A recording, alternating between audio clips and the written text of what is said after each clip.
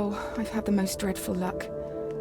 I feel terrible that you've been left alone all this time. The traitorous Dr. Gray tried to steal the annular spectrum, a ring I developed to allow perception and alteration of colour.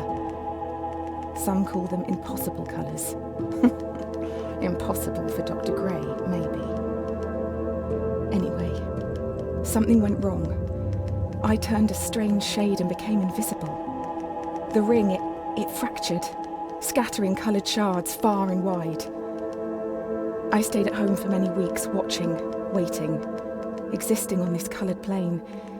I couldn't speak to you, nor interact with anything in the mono world. So I left. I left for the university where I hid away the coloured tools I had created.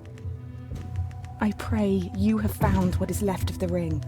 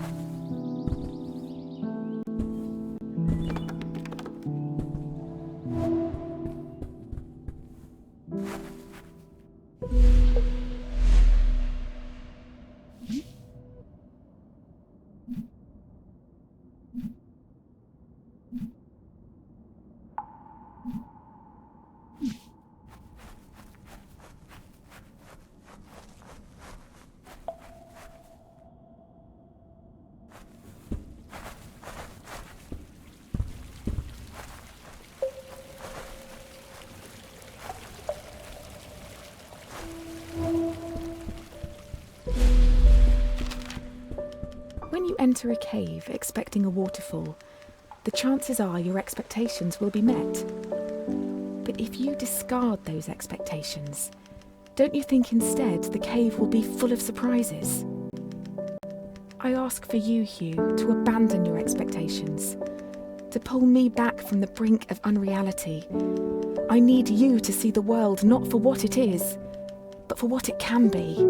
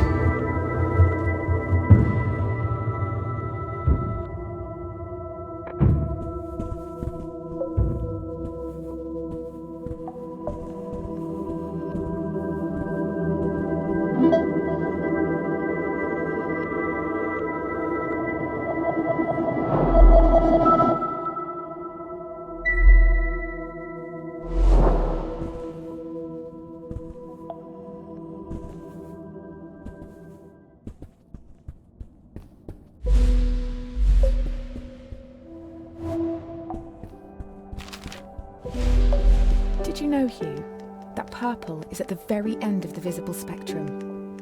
It's the hardest colour for our eyes to distinguish.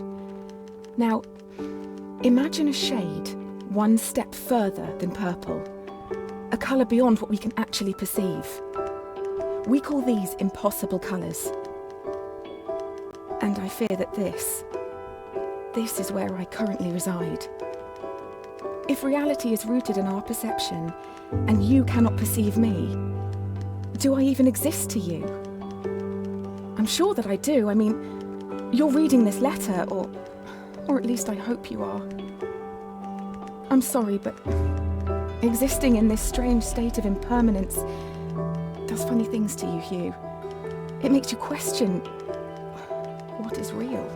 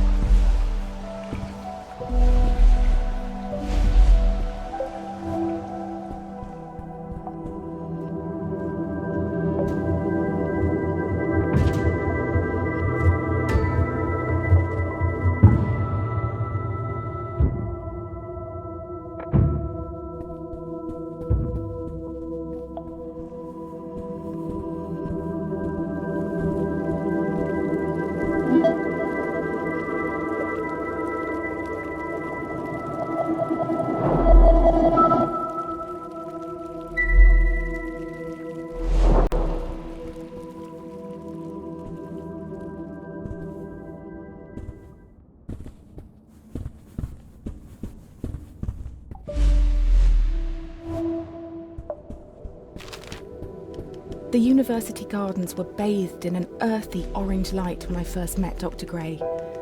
Summer had come and gone and a cold autumnal crispness had caught me off guard. I sat on the grass, surrounded by my books and papers, when a cool breeze threatened to blow my notes across the lawn. A page escaped my reach and took flight.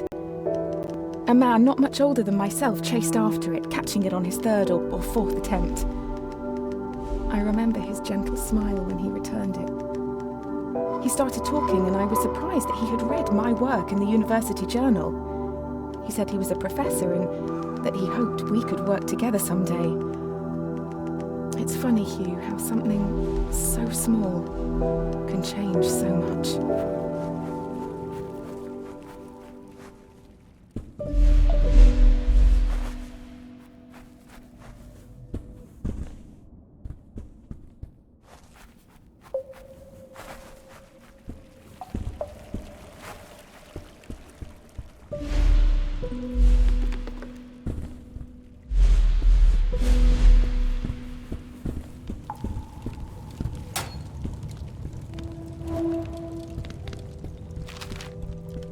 Dr. Gray soon became my assigned mentor, and I can't help but feel he somehow had a hand in it. Our fires burnt brightest when we worked together. It felt like we could achieve anything. We discovered more about colour than I could ever have imagined. We split light, mapped spectrums, we painted, we laughed.